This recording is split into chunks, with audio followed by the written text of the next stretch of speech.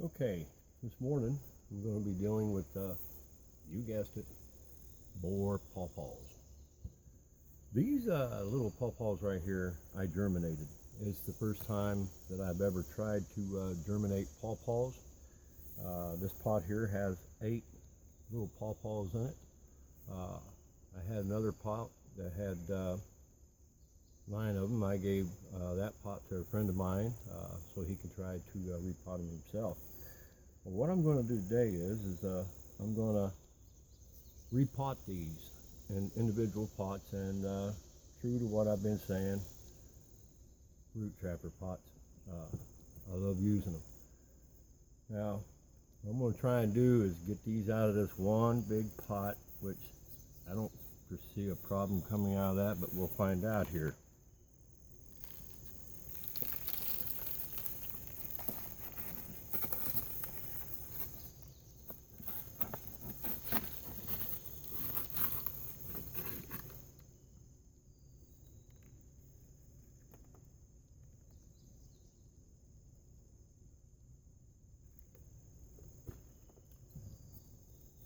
Now, not a problem. Now it's time to try and separate them from one another and see what happens. Take a look at the root on them. All I'm doing is just kind of peeling away the dirt a little bit at a time, trying not to damage.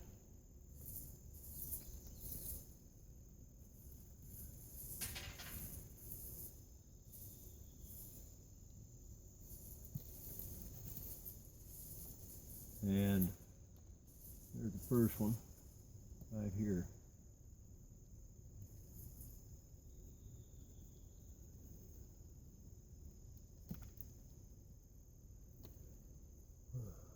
Look at the taproot on that joker. Nice healthy rootstock. Now, it's not going to hurt them as long as I can get them into pots and watered in. The idea of them having all that root fiber is nice.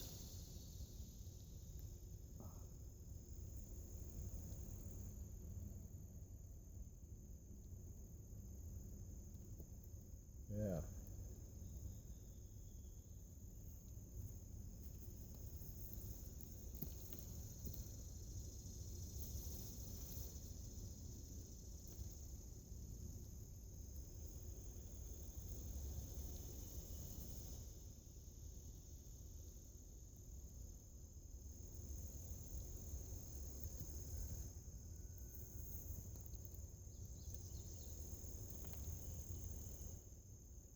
A lot of people that know me, they know that I do germinate trees, the crops off the trees, chestnut, oak. I got some apple up front. I will be doing the same thing with.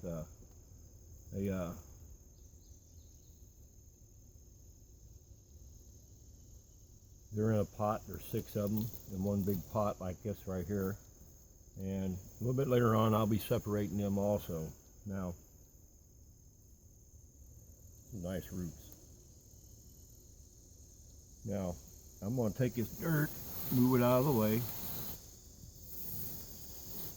because I'm going to continue to use that dirt. There's nothing wrong with that dirt. Let's take the first one here. Let's see how far down into that pot it's going to reach. And that's going to reach pretty good.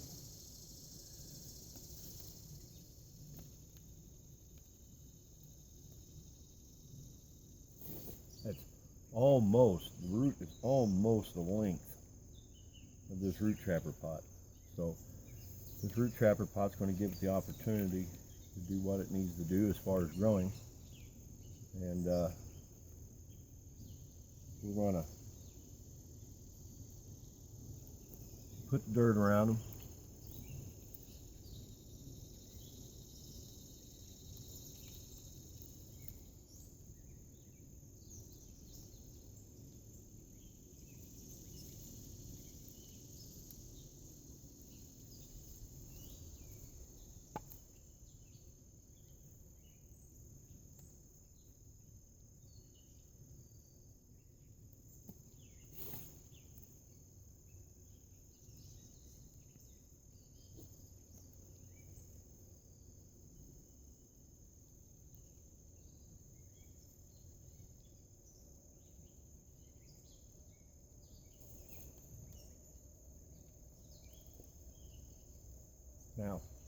Instead of watering this plant from the top, what I'm going to do is I got a pan set here behind me,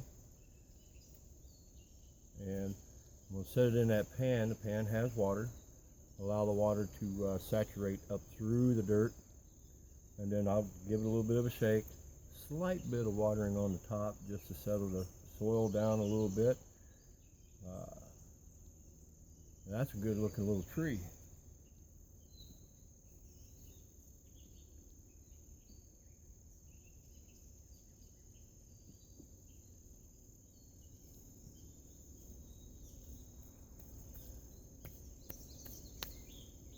Like I said, I got 8 of them to do. These little pawpaws are going to be transplanted next year. This year, I got a table set up down in my basement with a grow light. Over the winter, what I'm going to do is keep these under a grow light, keep them watered. I doubt very much if I need any fertilizer for them because the soil I have has a lot of amenities in it for feeding these little pawpaws. But anywho, put one more together here.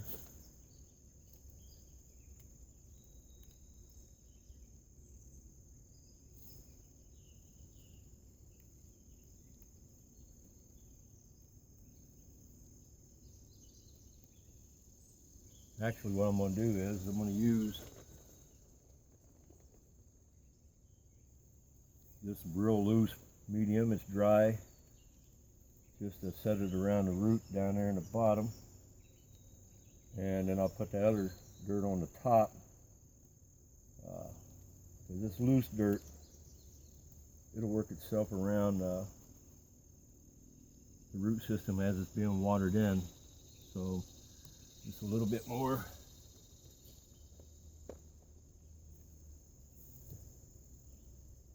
This year would turn out to be a year that a good growing season, and it turned out to be the year that I decided to switch up and change what I do as far as these trees.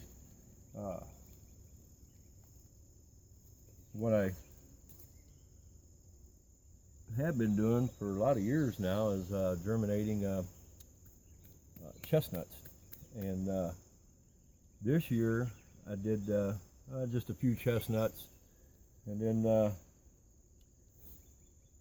some of these pawpaws. I did some persimmons for the first time. It was also the first time for persimmons. I got one out there, by the way.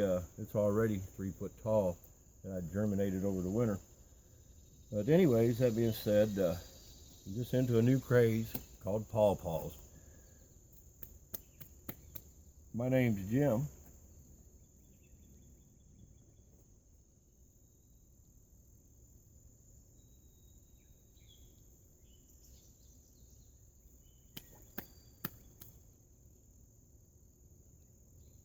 Taking a minute for that to settle in on the dirt and that water because it's dry dirt.